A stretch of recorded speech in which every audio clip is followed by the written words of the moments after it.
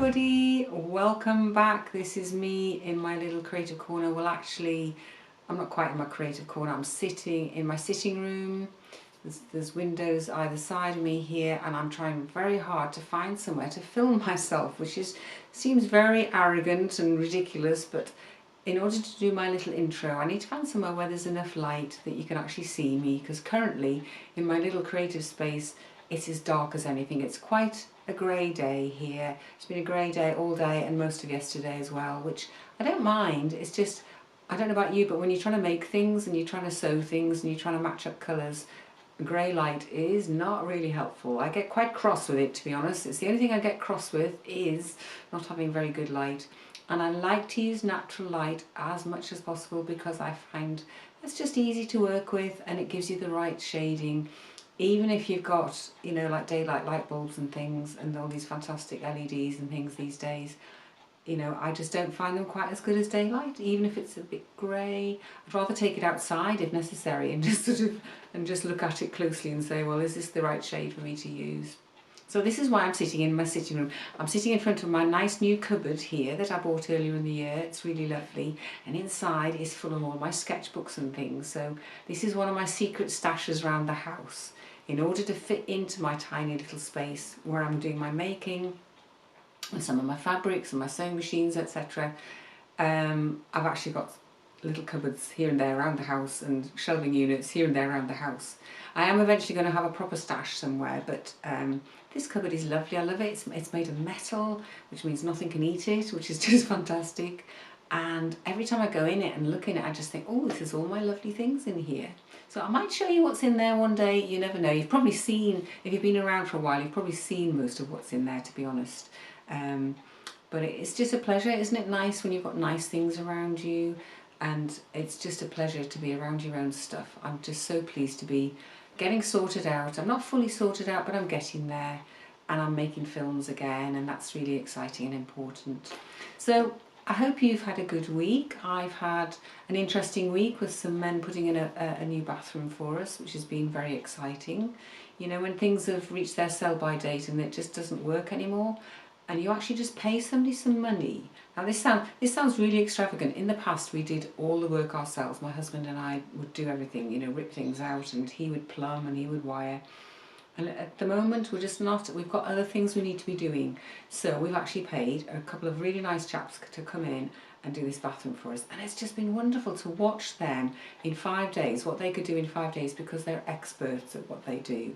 And I think that's the difference. When you're an amateur and it takes you longer and you have to look everything up in a book, or these days you'd look it all up on YouTube, wouldn't you, if you need to know what to do. You find a man in a shed on YouTube to show you what to do, whether it's fixing your washing machine or, you know, whatever. So it's been a really positive week. I'm really delighted with what they've done, and as I say, it's been a pleasure to have somebody come in and just do something and finish it. I've got painting to do. I've got the paint ready, and I'm going to be doing that next. I've got some holes to fill in. There's always bits of holes to fill in, aren't there, when you do decorating? But I'm excited because that's going to be something else to get done, get finished, tick off the little list that we've got going on. Nothing major, nothing big, and if it doesn't get done, I'm not bothered. You know, it's like, it doesn't hurt me if these things don't happen, but it's a joy if they do. So that's where I am today. So I'm going to get on with this little piece, this funny little sample piece that came out of nothing, and we're just going to see what's going to happen to it today. Okay, so this is what my little piece looks like now. I have embellished down all these little fragments of scrap fabrics from my scrap bag. It's got some lovely blingy bits. It's got a bit of gold and a bit of silver here and there. It's got some lacy bits. It's got a little bit of tweed, just because it came out of the bag. And none of it's hard embellished down. There's lots of nice loose bits, and that's the beautiful thing about an embellisher. I apologise if you haven't got one, because I know it can be a bit frustrating if you haven't, but it's kind of, you could be doing this with your fabrics and stitching into it. The beautiful thing about the embellishing machine is it blends, excuse me, it blends the fabrics, it blends the colours, it alters the surface, as I showed you last week. It mashes things up, it meshes things, and it just is lovely. It's like painting with a brush, I find. You can see on the back it's pushed the little fibres through, because that's what it does, so everything is held in place. So you don't actually have to stitch into it, and you could be adding hand stitching to this. This could be, I don't know, lichen, the surface of a rock. It could be many things. And I'm going to stitch into it now and see what happens. I am feeling, to me, it's kind of landscapey. There's something landscapey about it, but we'll see. I've been looking at some threads and seeing what I might put into the mix. And I've got these lovely shiny ones. I've got a couple of really nice shiny ones which I quite like. And I don't know whether I might use these. Sorry, this one. These ones always unravel. They're terrible unravelers, these ones. So there's that, and I've got some darker greys as well. So I'm just going to start with my sewing machine and stitch with some free machine embroidery. What I am going to remember today to do is to put a piece of tearaway stabilizer on the back just to make it stiff, because if I just try and stitch that, that is going to scrumple up, which could be a good effect if that's what you want, but as it happens today, I want it just to be held nicely in place. So I'm going to get my machine and we'll do some free machine embroidery. Okay, so here we are. We're set up for free machine embroidery. I've got my embroidery foot and my darning foot on, and hopefully, yes, my presser foot's down. Just checking. I've lowered the feed dog teeth underneath. If you haven't done free machine embroidery before, there is a little video in my beginners playlist if you want to have a little look. It's very easy to do. You've just got to follow the steps. It's like 1, 2, 3. You know, lower your feed dog teeth, get a darning foot. I loosen my top tension slightly because that works for my machine, but you don't want to fiddle with that unless you need to. I put my stitch length onto 0, and it's just a straight stitch. I mean, you can use zigzag if you want to, but I just use straight stitch. And I'm just going to start off and see what happens. Oops, I suppose I could put the machine on, that would help. Everything's in place.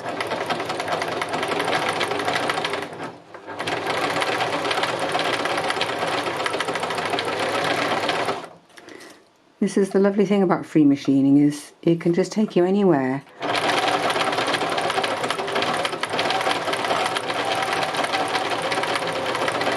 And I'm thinking what I'm wanting to do is just hold things in place, but perhaps add a little bit of detail, a little bit of a bit more texture maybe.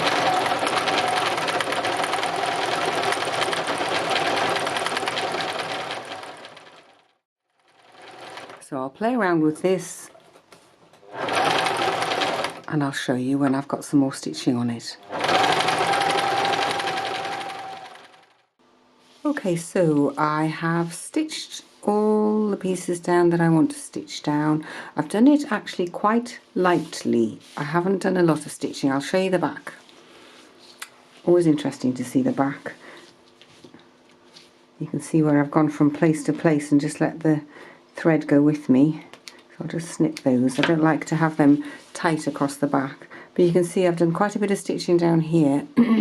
Not a lot up here, just because that's what felt right to do. So I've got a little bit of dark colours and a bit of light and a bit of shine. I used my shiny threads, which was quite nice to do. So I've kept it very simple.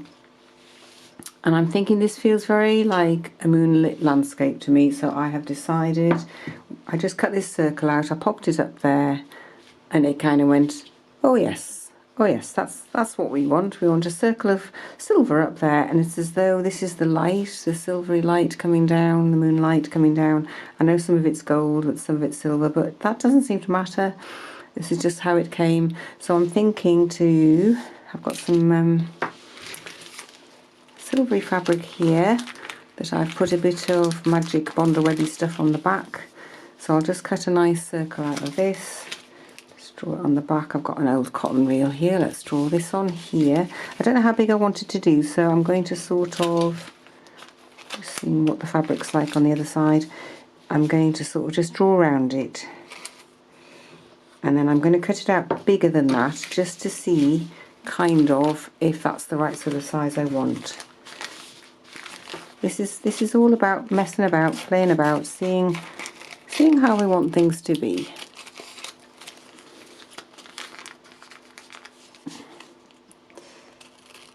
Oops, won't be very circular if I do it like that. I just want to see if a really big moon is what I want, like a super moon, because we've got a super moon coming up on, I think, November the 15th. There's a super moon, another super moon coming in, which just basically means the moon is really close to the Earth and it's supposed to be more powerful. So we could have a really big moon, which actually is quite fun, or we make it smaller and more sort of that sort of size. It's hard to see actually, you need to kind of see the edges tucked in. I just quite fancy doing a really big one for once. What do you think? Big or small? I'll have a little think and then I'll stitch it down. I've put, it's because it's got Bondo web on the back. Let's take the paper off the back. That would be helpful. That would help it sit better on the fabric, I think. This is my top tip for getting paper off. Okay. Because Bondo web is very sticky stuff. It does what it says on the tin. There we go. So it's possibly a trifle big. I might just trim it down a bit, but I don't think I want it as small as that. Okay, so I'm going to cut myself, here's my moon piece, which is quite big, quite shiny. So I'm going to just cut myself a piece of this. I'm going to put it underneath. I don't want to iron that directly onto here because it'll sort of show up all the lumps underneath, which I don't want. So I'm thinking I'll put a piece of padding underneath, and so we'll draw around this. So it'll need to be slightly smaller than the moon. So if I look at that and that, I need to just cut this a little bit. Find my scissors. So I'll just cut this out.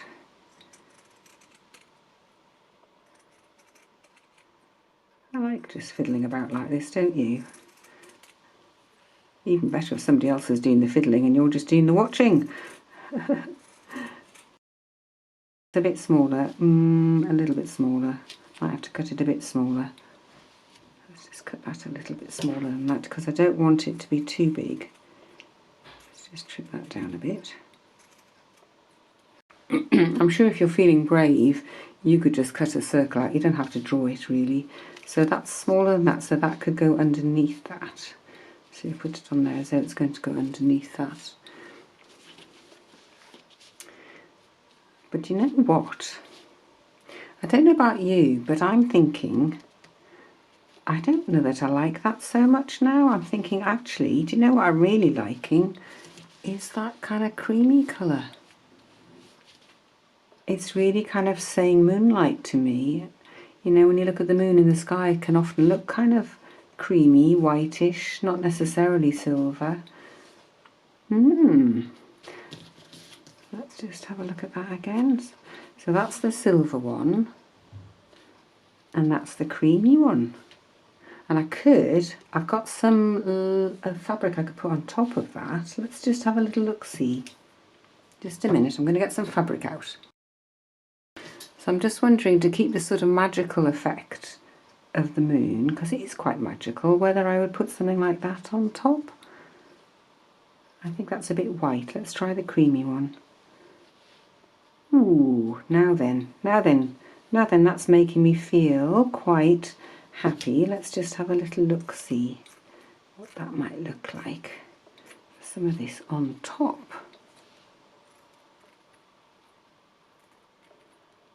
There we go, round and round and round. The lovely thing about this is nothing is hanging on this.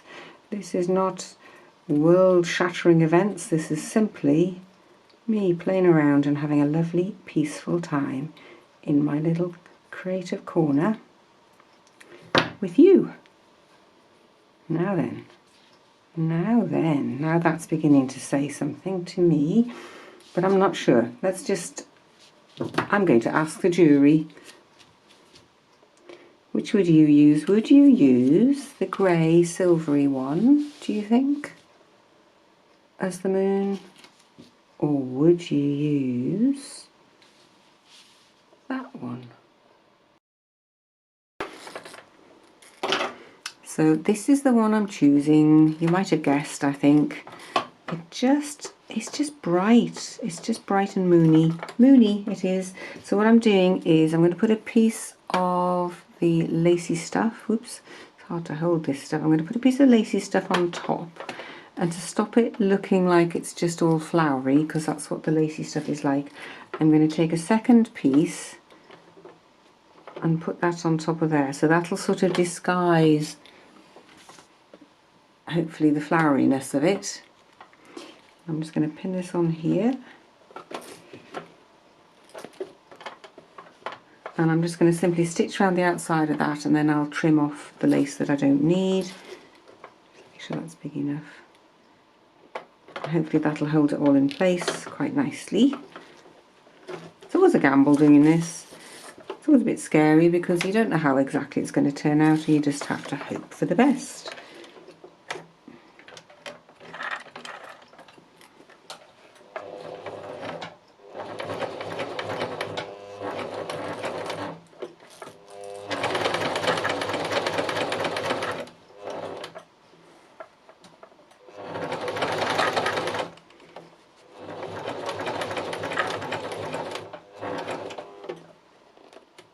Pin out.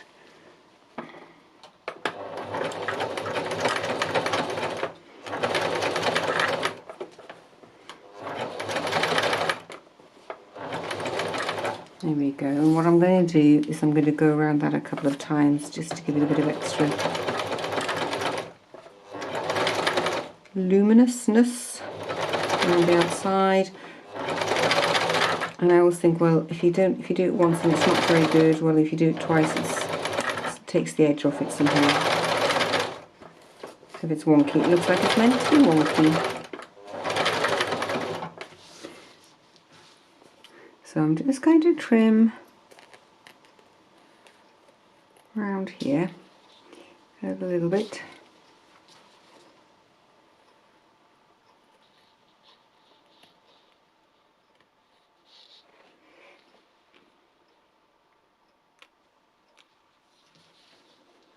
What I want is to leave a sort of an edge as though the moonlight's coming out. I might do a bit more stitching, I'm not sure, but that's kind of how I want it to be.